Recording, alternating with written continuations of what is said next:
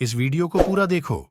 आज ही आपके जीवन से सारी परेशानी खत्म होगी और चैनल को सब्सक्राइब और वीडियो को लाइक करें। है स्वर्ग के राज्य में प्रवेश नहीं करेगा। पौलुस कहता है जो प्रभु का नाम लेता है वो बुराई से बचा रहे।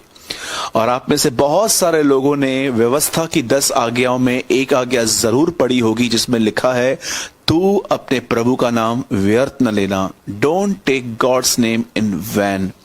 क्या आप इस बात को जानते हैं? आज कई सारे लोग हैं जो यीशु का नाम मुंह से बहुत लेते हैं, लेकिन उनका मन और उनका जीवन यीशु मसीह को आदर नहीं देता। मैं आपसे एक सवाल पूछना चाहता हूं।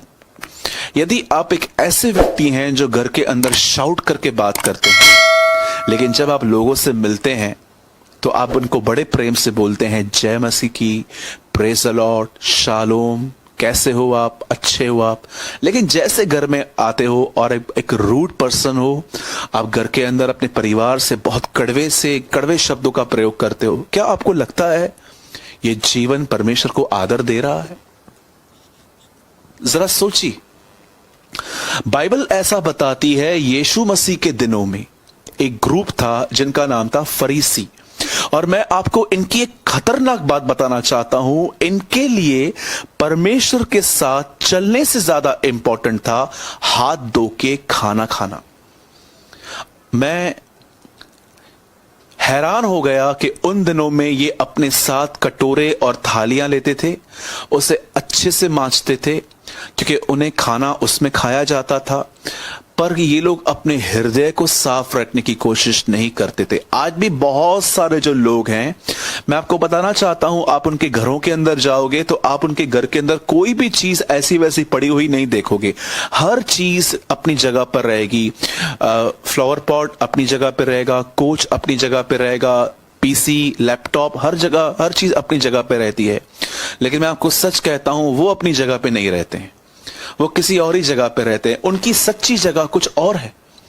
और मैं आपको बताना चाहता हूं, कई लोग जब किसी को डांट देते हैं ना, तो मैं आपको बताता हूं, बहुत लोग की स्टेटमेंट बोलते हैं मेरा मन साफ है, मैं अपने अंदर कुछ नहीं रखता। ये किस तरह की स्टेटमेंट है? अगर आप ये किसी को सुनाकर, किसी को चिल्लाकर अगर ये कहते हो कि मेरा मन साफ है, जी बिल्कुल नहीं, आपका मन साफ नहीं है, आपका मन अशुद्ध और गंदा है। और आप अपना कचरा बाहर निकालकर आप अपने आप को संतुष्ट करते हो कि हाँ मैंने भी नहीं छोड़ा, मैंने भी बोला। आपको लगता है कि ये आपका मन साफ है? बिल्कुल नहीं। बाइबल बताती है कि यीशु मसीह के समय में एक ग्रुप था जिनका नाम था फरीसी, और वचन कहता है ये ऐसे लोग थे जो पब्लिकली बहुत अपने आप को धर्मी ठहराते थे। इनके कपड़े, इनका खाना पीना, उठना बैठना, ये किसी और के घर में नहीं जाते थे। लेकिन बाइबल में यीशु मसीह ने उन्हें कहा ये कुछ लोग ऐसे हैं जो परमेश्वर का मुंह से आदर करते हैं, पर उनके मन और उनका जीवन परमेश्वर से कोसों दूर है। आज मैं आप में से हर व्यक्ति से जो मुझे ऑनलाइन सुन रहा है और आने वाले समय में आप में से जितने भी लोग मुझे ऑनलाइन सुनने वाले हैं, एक सवाल अपने आप से पूछिए। अब ये वो समय नहीं रहा है कि मैं आपको बताऊं कि यीशु से मांगो तुम्हें ये मिलेगा वो मिलेगा। मैं तो कहता हूं अगर वो हमारी जरूरतों को पूरा कर रहा है तो हमें इसमें संतुष्ट रहना चाहिए। और ब्रदर, हम ख्वाहिशों को क्या करें? क्रूस पे चढ़ा दीजिए। मैं आपसे पूछना चाहता हूं, यदि आप में से यहां पर जितने भी लोग हैं, क्या आप अपने आप से एक सवाल पूछ सकते हैं, क्या सच में आपका जीवन परमेश्वर को आदर देता है?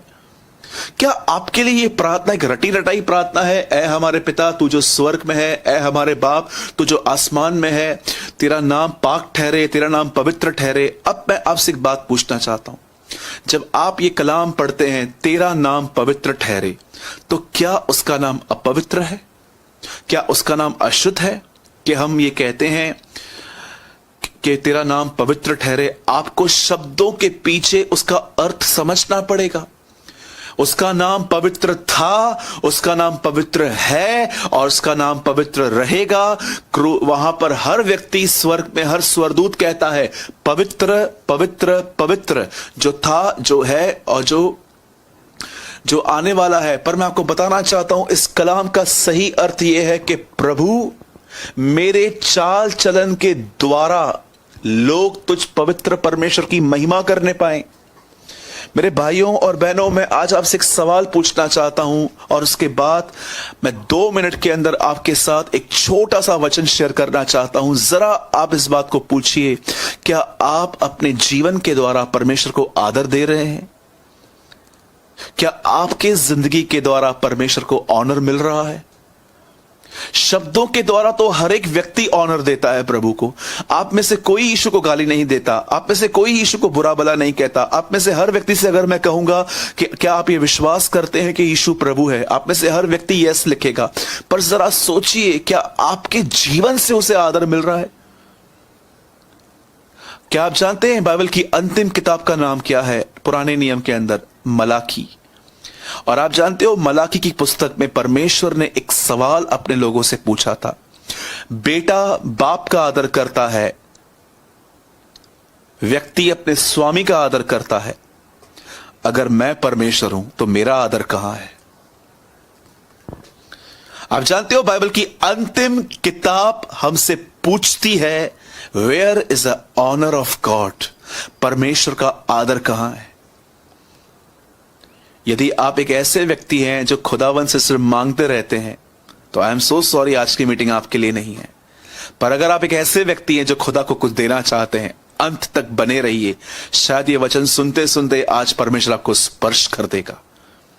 आइए मैं स्टार्ट करता हूं उन लोगों के लिए आज जो सच में अपनी जिंदगी में परमेश्वर को आदर देना चाहते हैं, और मैं आपको समझाना चाहता हूं आदर कैसे दिया जाता है। बाइबल ऐसा बताती है, एक समय था इस पृथ्वी पर इज़राइल देश के अंदर न्यायी रहते थे।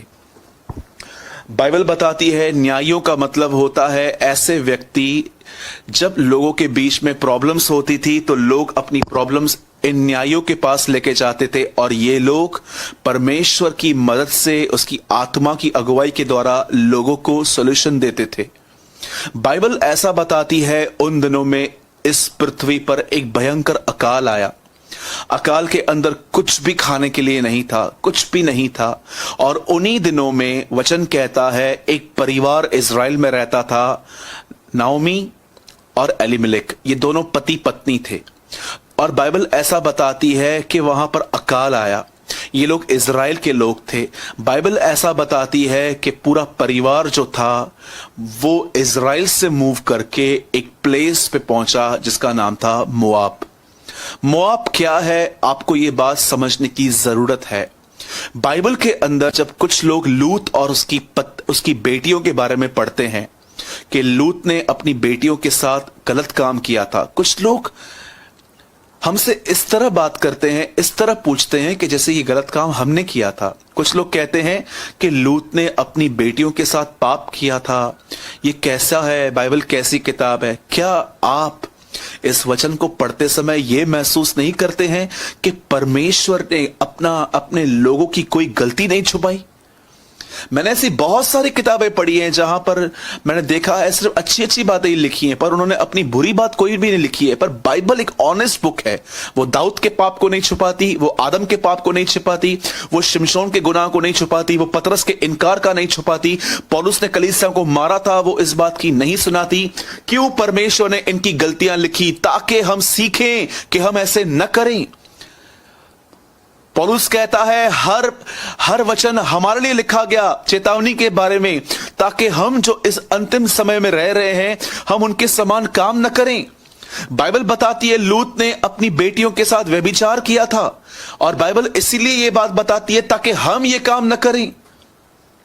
यीशु मसीह ने क्या कहा? अगर तुम किसी स्त्री के बारे में देखो, आप जानते हो पुराने नियम में व्यभिचार क्या था? आप किसी को देखो, आप उसको पकड़ो और उसके साथ गलत काम करो, बाइबल इसे एडल्ट्री कहती है। लेकिन नए नियम के अंदर यीशु मसीह कहते हैं, अगर तुमने किसकी ओर देखा और अपने मन के अंदर उसके साथ कुछ किया, गलत सोचा, तुम पाप कर चुके हो। क्या आप जानते हो बाइबल ऐसा बताती है लूत और उसकी बेटियों ने लूत ने अपनी बेटियों के साथ व्यभिचार किया, और उनमें से एक बच्चा पैदा हुआ और उस बच्चे का नाम रखा गया मोआब। और बाइबल ऐसा बताती है नाओमी और एलीमेलेक जो थे, वचन कहता है वो इज़राइल से निकलकर मोआब में आए, और वहां पर ही वचन कहता है उनके बच्चों की शादियां हुई मोआबिन लड़कियों से।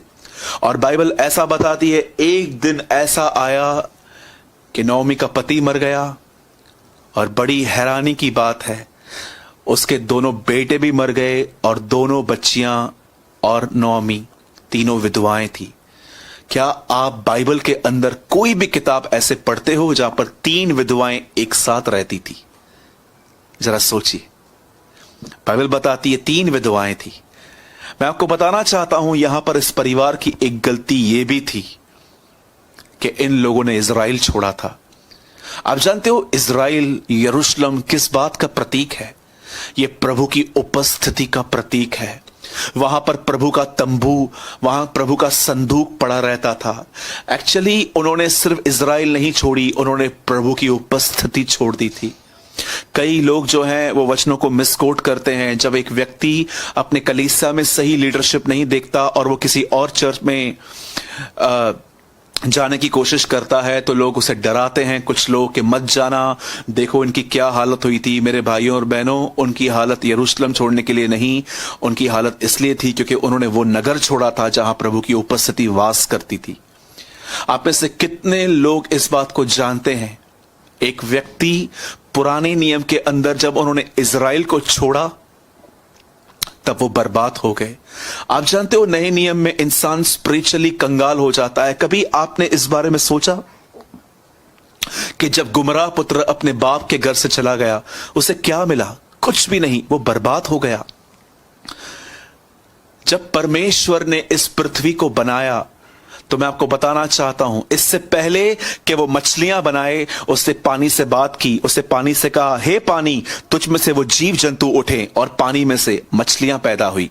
क्या आप इस बात को जानते हो? जब उस खुदावन ने, जब उस परमेश्वर ने, जब उसने पेड़ बनाने थे तो उसे जमीन से बात की थी कि हे पेड़, तुझ में से हर प्रकार के फल उगे, पेड़ उगे, और लिखा है जमीन ने फल दिए, जमीन ने पेड़ दिए। कितनी बड़ी बात है कि परमेश्वर मछलियां बनाने से पहले पानी से बात करता है, पेड़ बनाने से पहले जमीन से बात करता है। पर क्या आप इस बात को जानते हैं कि परमेश्वर इससे पहले कि इंसान बनाए उससे पहले उसे खुद से बात की थी, आओ हम मनुष्य बनाएं। पेड़ जब जमीन से उखाड़ा जाता है तो वो खत्म हो जाता है, सूख जाता है। मछली पानी में से बाहर आती है तो वो मर जाती है, और आप और मैं जब उसकी उपस्थिति से दूर चले जाते हैं हम सूख जाते हैं मेरे भाइयों और बहनों, क्योंकि वही हमारी फाउंडेशन है। मैं क्यों आपको चिल्ला चिल्ला कर, प्यार से, रोते हुए, गुस्से में आपको हमेशा कहता आया हूं, वचन को पढ़ो, दुआ करो, फास्टिंग करो, खुदा के करीब जाओ। मैं ये बातें हमेशा आपको इसलिए समझाता आया हूं। आप देखिए मेरे वीडियो के नीचे कितने डिसलाइक्स होते हैं।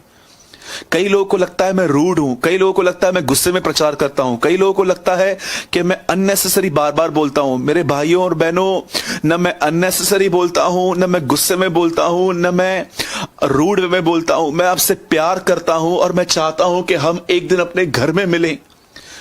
मेरा लक्ष्य सिर्फ ये नहीं है कि मैं आपको यहां पर खुदा से कह के ये कहूं कि खुदा आपको ये दे दे, खुदा आपको वो दे दे, पर मैं चाहता हूं वह जिसने हमारे लिए अपनी जान दे दी, जिसने हमारे लिए अपना सब कुछ दे दिया, मैं चाहता हूं कि एक दिन आप उसके साथ रहो, आप उसके साथ राज्य करो। इसलिए मैं आपको समझाता हूं कि बाइबल को पढ़ो, दुआ करो, फास्टिंग करो, कलीसिया में जाओ, प्रभु की उपस्थिति में बने रहो। मेरे भाइयों और बहनों, परमेश्वर चाहता है कि आप हर समय इस एहसास में रहो कि वो आपके साथ है, वो आपसे प्रेम करता है, उसने आपको अकेला नहीं छोड़ा है। इसीलिए मैं आपको बहुत बार वचन के साथ ज्वाइन करने की, दुआ के साथ फास्टिंग में जाने की सलाह देता हूं। और कई लोग जो मेरे वीडियोस को डिसलाइक करते हैं, मैं आपको सच कहता हूं, मुझे इससे कोई फर्क नहीं पड़ता। जो मैं करता आया हूं, जो मुझे खुदा बोलता आया है, 1000 दुश्मन क्यों न पैदा हो जाएं, वो तो मैं बोलता रहूंगा, क्योंकि बाइबल बताती है यदि तू पापी को न चिताए कि वो पापी है तो उसके पाप का बदला मैं तुझसे लूंगा। आप में से जितने भी लोग मुझे इस समय सुन रहे हैं, और अगर आप में कोई लीडर है, कोई पास्टर है, कोई प्रचारक है, मैं आप सबसे एक सवाल पूछता हूं। जिस पब्लिक को आप अपने चर्च में देख रहे हो, क्या आप उस पब्लिक को स्वर्ग पे देख पाओगे? जो बेटी, जो भाई, जो बहन आपको चर्च में मिलते हैं प्रभु के दासों, क्या आप उन्हें स्वर्ग पे नहीं देखना चाहते? मैं देखना चाहता हूं। इसलिए मैं कहता हूं अपने कलीसिया के अंदर आप वो बताइए, वो सिखाइए जो उनको अनंत जीवन में लेके जाए, न केवल सिर्फ पृथ्वी की बातों को ले जाए। क्या आप जानते हो पुराने नियम में इब्राहिम के पास बहुत सारे पैसे थे, पर उसने कभी अपना घर नहीं खरीदा, लेकिन मरने से पहले कब्र खरीदी। लिखा है वो परदेसी होकर रहा। इब्राहिम का जीवन हमेशा ये बात दिखाता था कि उसने तंबुओं में रहकर हमेशा ये बात दिखाई कि ये जगह मेरी नहीं है, इसलिए मैं तंबू में रहता हूं, पक्के घर में नहीं, मेरा पक्का घर वहां है। यीशु ने कहा मैं जा रहा हूं और मैं तुम्हारे लिए घर तैयार करने जा रहा हूं, और जब घर तैयार हो जाएगा मैं आऊंगा तुम्हें लेने के लिए। लेकिन क्या होगा कि वो जिनके लिए घर बना रहा है, अगर वही उसे नहीं मिले तो? मेरे भाइयों और बहनों, ऐसा बताती है बाइबल के इस परिवार ने अपना घर छोड़ दिया। हम भी अपना घर प्रभु की उपस्थिति में छोड़ देते हैं और स्पिरिचुअली देखिए हम ड्राई हो जाते हैं। मैंने ऐसे कितने लोगों को देखा है जो प्रभु में आए, पवित्रता के बागी हुए, प्रभु के करीब गए, लेकिन एक समय ऐसा आया कि शैतान ने उन्हें बहुत प्यारी प्यारी चीजें दिखाई और वो लुभावने वाली आत्माओं के द्वारा वो प्रवोक हुए और वो वहां पर चले गए और वो प्रभु की उपस्थिति से बाहर होकर आज उनके लाइफ में, जानते हैं, उनको आज वचन को सुनते समय नींद आती है। ट्रस्ट मी, उनसे दुआ नहीं होती है क्योंकि दे आर स्पिरिचुअली ड्राई। वो आत्मिक तौर पे आज सूख चुके हैं, डेड एंड ड्राई। और बाइबल ऐसा बताती है कि इस परिवार ने, वचन कहता है कि उस घर, उसमें प्रवेश किया, वो मोआब चले गए और वहां पर देखिए अब वहां पर एक और गलती ये परिवार कर रहा था। ऐसा लिखा गया है कि इन्होंने अपने बच्चों की शादियां अन्य जातियों में कराई। मैं आप में से हर व्यक्ति को जो मुझे देख रहा है, मैं आपको बताना चाहता हूं, एक मसीह को एक मसीह से ही शादी करनी चाहिए। अब आप ये कह सकते हो कि ब्रदर क्या अन्य जातियां बुरी हैं? बिल्कुल भी नहीं, वो भी हमारे भाई हैं, वो भी हमारी बहनें हैं। पर मैं आपको बताना चाहता हूं मेरे भाइयों और बहनों, जिनकी हो चुकी है और अगर वो तोड़ने की कोशिश करेंगे तो ये डबल पाप है। पर मैं आपको बताना चाहता हूं मेरे भाइयों और बहनों, आप जिस किसी के साथ शादी के बंधन में बंध चुके हो और अगर आपके घर के अंदर एक भी विश्वासी है पर दूसरा नहीं है, तो कृपया न छोड़ें, पर अपने अच्छे चाल चलन के द्वारा उन्हें खुदा के पास ले आएं। पर दूसरे जिनकी शादियां नहीं हुई हैं, मैं आपको बताना चाहता हूं, ये परमेश्वर की मर्जी नहीं है कि आपकी शादी वहां हो जहां पर लोग खुदा को नहीं जानते हैं। कभी आपने इस बारे में सोचा है कि क्यों इब्राहिम का जो बेटा था इसहाक, उसकी दुल्हन उसके गांव से क्यों आई? कभी आपने इस बारे में सोचा है? यीशु चाहता तो उस समय, जिस समय वो आता, उसी समय कुछ लोग को तैयार करके अपने साथ लेके जाता। क्यों उसने देरी की है? क्योंकि वो अपने लिए भी उसी पत्नी को चुनेगा जो पत्नी उसे जानती है। आप जानते हो बाइबल क्या बताती है? असमान जुए में न झूठो। आप जानते हो जुए का अर्थ क्या होता है? एक गांव के अंदर, आज भी विलेजेस के अंदर, बैल जो होता है, एक तरफ बैल और दूसरी तरफ बैल होता है और बीच में एक लकड़ी होती है जिसे हल कहते हैं, और वचन इस चीज को एक वजन कहता है, एक जुआ कहता है। जरा आप देखिए, व्यवस्था विवरण में लिखा गया है, इन अ बुक ऑफ डिटोनॉमी, वहां पर लिखा गया है कि एक तरफ गधा, एक तरफ घोड़ा या ऑक्स या कोई और नहीं होना चाहिए, दोनों तरफ सेम होने चाहिए, नहीं तो क्या होगा? क्या वो चल पाएंगे? जरा सोचिए, आप दुआ करने वाले लोग हैं, आप प्रार्थना करने वाले लोग हैं, आप दिन में कलीसिया जाने वाले लोग हैं, क्या आप उन घरों में एडजस्ट कर पाओगे जहां पर 24 घंटे टीवी चलती है, बिग बॉस चलता है, गंदे गंदे प्रोग्राम्स चलते हैं, नॉनवेज कॉमेडीज चलती हैं जो आजकल चल रही हैं?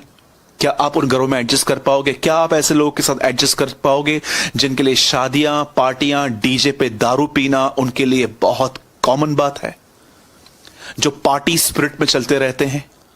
क्या कहा प्रभु ने? अंतिम समय किन लोगों का टाइम है? खाना पीना, घूमना फिरना, हर व्यक्ति आपको बहुत सारे लोग आपको लास्ट डेज में पार्टिंग स्पिरिट में मिलेंगे, हर जगह पे पार्टी। क्या आप मेरे भाई बहन, क्या आप ऐसे माहौल में एडजस्ट कर पाएंगे? शायद शैतान आपको एक और बात कहेगा, कोई बात नहीं, वो बिलीवर बन जाएगा। पर मैं आपको बताना चाहता हूं, वो तो बिलीवर बाद में बनेगा, लेकिन आपको उसने अभी अनबिलीवर कर दिया है। मेरे भाइयों और बहनों, आजकल बहुत सारे लोग गलत निर्णय लेके अपनी लाइफ को स्पॉइल कर रहे हैं और उससे प्रभु के नाम की निंदा हो रही है। क्या आप जानते हो नेहम्याह की किताब में क्या हुआ था? जब नेहम्याह इजराइल आया तो जिन लोगों ने अन्य जातियों में शादियां की थी, लिखा है उन्होंने नेहम्याह ने उनके बाल पकड़े और जानते हैं क्या कहा? क्या तुम नहीं जानते सुलेमान के साथ क्या हुआ था? कैसे अन्य जातियां उसे ले गई और वो एक बहुत अंत में एक पापी व्यक्ति ठहरा। और जानते हैं सब कुछ खत्म हो गया। और अब देखिए, अब मैं आपको जो समझाना चाहता हूं इस बात पे ध्यान दीजिए। एक परिवार अपना घर छोड़कर दूसरे नगर में आया, सब कुछ खत्म हो गया। अब एक बहन और उसकी दो बहुएं एक साथ हैं और अब देखिए वो उन दोनों के सामने क्या प्रस्ताव करती है। नाओमी कहती है ओरपो को और रूत को, उन दोनों को कहती है एक काम करो, अब मेरे कोख में और बच्चे नहीं हैं, तुम यहां से चली जाओ और अपना अपना घर देखो। पहले तो इन दोनों ने मना किया, लेकिन आपको जानते हो ओरपो ने एक निर्णय लिया। उसने कहा ठीक है मैं जा रही हूं। ओरपो अपने पति को, वो चाहती थी कि वो सेट हो जाए, लेकिन मैं आपको बताना चाहता हूं रूत ने एक बात कही नाओमी से। उसने कहा नहीं, ये मुझे मत कह के मैं तुझे छोड़ दूं। मैं जब भी इस कलाम को पढ़ता हूं मेरा हार्ट टूट जाता है कि एक बहन अपने घर को सेट करना नहीं चाहती थी।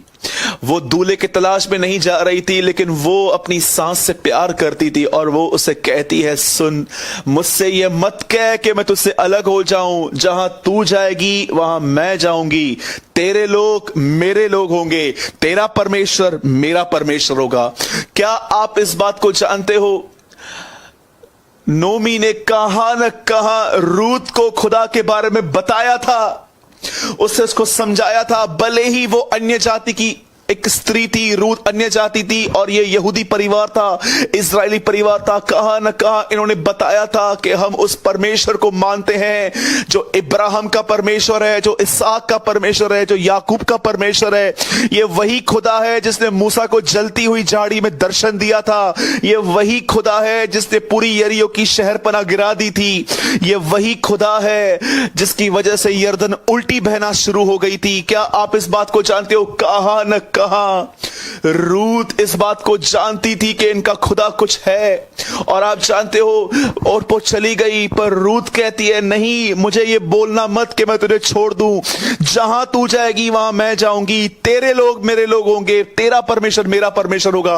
और जब उसने ये बात कही, मैं ये बिलीव करता हूं ये बात प्रभु के कानों तक पहुंची कि एक ऐसी बहन पृथ्वी पर रह रही है जो भले ही एक व्यभिचारी खानदान से आ रही है, भले ही वो एक ऐसे परिवार से है जिस परिवार का नाम बहुत खराब है, मोआब, पर परमेश्वर ने कहां ना कहां इस बहन को देख लिया था कि वो उसके लिए आदर के लिए जी रही है। आप जानते हो उसने क्या किया? वो अपनी सास के साथ इजराइल में आ गई और जैसे वो इजराइल में आ गई वहां पर क्या हुआ? वहां पर जैसे वो आई वो एक घर में रहने लग गए। अब ये लोग बड़े गरीब थे। उसने अपनी सास को कहा कि एक काम करती हूं, तू यहीं पर रह, मैं किसी गांव किसी खेत में जाऊंगी। उन दिनों में इजराइल के अंदर एक नियम था, जब भी लोग फसल को काटते थे, जो फसल गिर जाती थी वो गरीबों के लिए छोड़ दी जाती थी। व्यवस्था में लिखा गया है उस गिरी हुई चीज को मत उठाना, वो गरीबों को दे देना। और उन दिनों में बाइबल ऐसा बताती है कि नाओमी का एक बहुत ही करीबी रिश्तेदार था बोअज, उसका खेत था। और बाइबल ऐसा बताती है कि रूत जो थी उसके खेत में चली गई और कहां न कहां बोअज ने उसे देख लिया था। और वो जानते हैं बाइबल ऐसा बताती है एक समय आया जब रूत वहां पर गई, वो वहां से अनाज को लेकर आई, वो इस तरह से उनका पालन चलने लग गया, उनका पोषण होने लगा।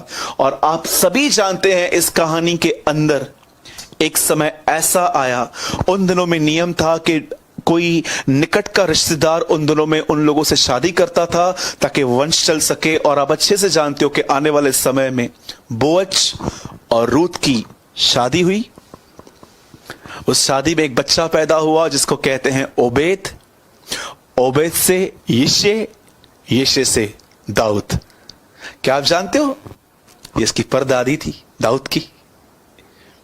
क्या आप जानते हो यीशु की जिनेलॉजी में रूत का नाम है? क्या आप ये बिलीव कर सकते हैं? आप मैं आपसे एक बात पूछना चाहता हूं, कितनी पैथेटिक शुरुआत थी, कितना ग्लोरियस एंड था। एक बहन ने किस तरह शुरुआत की, उसका पति चला गया, उसके बच्चे चले गए और वो अपने साथ लेकर आई, पर आप देखिए रूथ भी वहीं पर थी। कितनी पैथेटिक शुरुआत थी वहां पर, कितना खतरनाक था, लेकिन अंत कितना ग्लोरियस था। जानते हो क्यों? क्या आपको लगता है ये सब इत्तेफाक था कि वो इज़राइल में आई, उससे निर्णय लिया और वो वहां पर आके उसी खेत में गई? मैं ये बिलीव करता हूं ये टू फोल्ड स्टोरी है। जानते हो स्टोरी के अंदर ऑसम थिंग क्या है? एक बहन ने निर्णय लिया कि वो अपनी सास के साथ इसलिए रहेगी ताकि वो और परमेश्वर को जान सके। और जानते हो इसकी ये बात देखकर परमेश्वर ने डिसाइड किया अब मैं इसकी लाइफ बनाऊंगा। यीशु ने कहा तुम उसके राज्य की खोज करो, बाकी की सारी वस्तुएं तुम्हें मिल जाएंगी। क्या आप जानते हो रूथ अपनी सास के साथ रहना क्यों चाहती थी? तेरा परमेश्वर मेरा परमेश्वर है, वो इसीलिए रहना चाहती थी ताकि वो उस जीवित परमेश्वर के बारे में और जान पाए। मैं आपको बताना चाहता हूं, और वो पति ढूंढने गई, रूथ खुदा को ढूंढने के लिए आई। और जब खुदा ने देखा कि मेरी एक ऐसी बेटी भी है, मेरी बहन, आप में से जितने भी बहनें मुझे देख रही हैं, मैं आप में से इस समय डिसर्न कर रहा हूं कि आप में से कुछ बहनें मुझे देख रही हैं, आप बहुत टूटे हुए हो।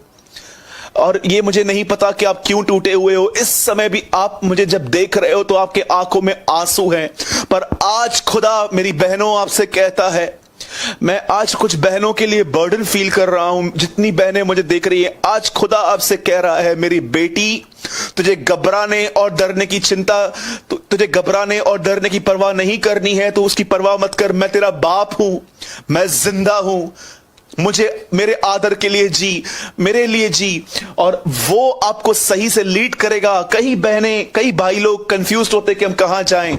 मैं आपको बताना चाहता हूं, इस बात पे ध्यान रखें। एक दिन था जब मैंने प्रभु से कहा, प्रभु आप मेरी अगुवाई कीजिए, मुझे रोशनी दीजिए। मैं आपको बताऊं, रोशनी से भी ज्यादा एक और चीज है जिसमें आप सुरक्षित रह सकते हो, हैंड ऑफ गॉड।